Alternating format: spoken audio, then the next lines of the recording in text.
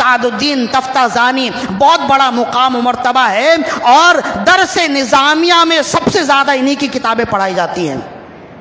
علم کلام کے ماہر ہیں سعد الدین تفتازانی رحمہ اللہ۔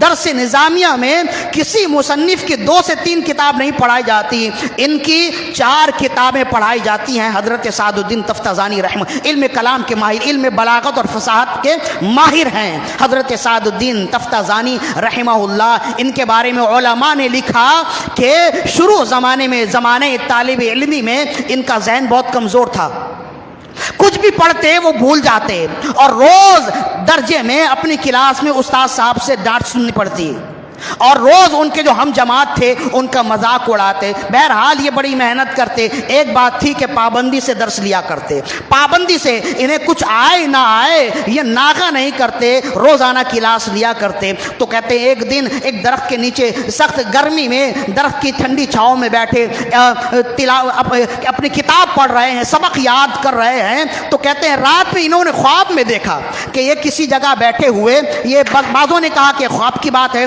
اور بعضوں نے کہا کہ یہ جاگتی آنکھوں کی بات ہے۔ بہرحال یہ درخت کے نیچے بیٹھے ہیں، دوپہر کا وقت ہے اور سبق یاد کر رہے ہیں۔ بعضوں نے کہا کہ یہ حقیقت جاگتی آنکھوں کی بات ہے۔ کوئی شخص آیا اور آ کر کہنے لگا تفتازانی چلو کچھ کھیلتے ہیں، سعد الدین ان کا نام تھا، سعد الدین چلو کچھ کھیلتے ہیں۔ تو کہنے لگے کہ جاؤ بھائی، مجھے سبق یاد کرنا ہے، کل پھر ڈانٹ پڑے گی، میں کھیلنے کے لیے تو نہیں، میں سبق یاد کرنے کے لیے بیٹھا ہوں۔ کہتے ہیں کہ پھر وہ چلا گیا، دوسری بار آیا اور آ کر کہنے لگا سعد الدین چلو کچھ کھیل کر آتے ہیں، بڑا وقت پڑا ہے، کافی وقت پڑھ لیا، اب کچھ کھیل لیتے۔ اس نے کہا کہ ابھی بھی سبق یاد نہیں ہوا، میں ایک طرف سے یاد کرتا ہوں دوسری طرف سے بھول جاتا ہوں، لہذا تم جاؤ اپنی راہ لو، مجھے یاد کرنے دو۔ تیسری دفعہ جب آیا تو آ کر کہنے لگا سعد الدین چلو تمہیں رسول اللہ یاد فرماتے ہیں، رسول اللہ تمہیں یاد فرما رہے ہیں۔ تو انہوں نے کہا کہ کہاں ہیں؟ کہا کہ کچھ دور درخت کے نیچے ٹھنڈی چھاؤں میں آپ تشریف فرما ہیں، چلو تمہیں یاد کرتے ہیں۔ تو کہتے ہیں کہ حضرت سعد الدین بغیر چپل کے دوڑے بھاگے اور آئے تو دیکھا کہ چند صحابہ کرام موجود ہیں اور رسول اللہ صلی اللہ علیہ وسلم تشریف فرما ہیں۔ فوراً قدموں پر گرے، قدم بوسی کی، دست بوسی کی، دامن کو چوما۔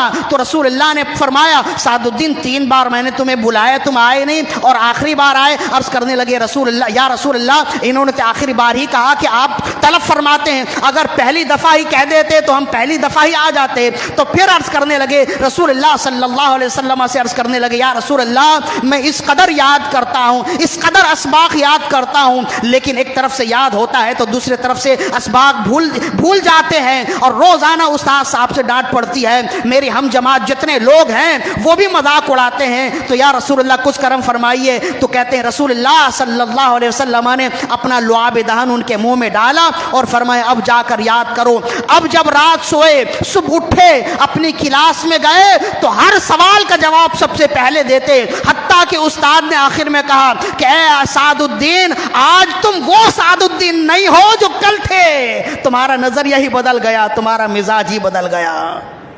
تو کہتے ہیں پھر انہوں نے یہ واقعہ بتایا کہ میں بدلا اس وجہ سے کہ چمک تجھ سے پاتے ہیں سب پانے والے، میرا دل بھی چمکا دے چمکانے والے، برستا نہیں دیکھ کر ابر رحمت، بدوں پہ بھی برسا دے برسانے والے۔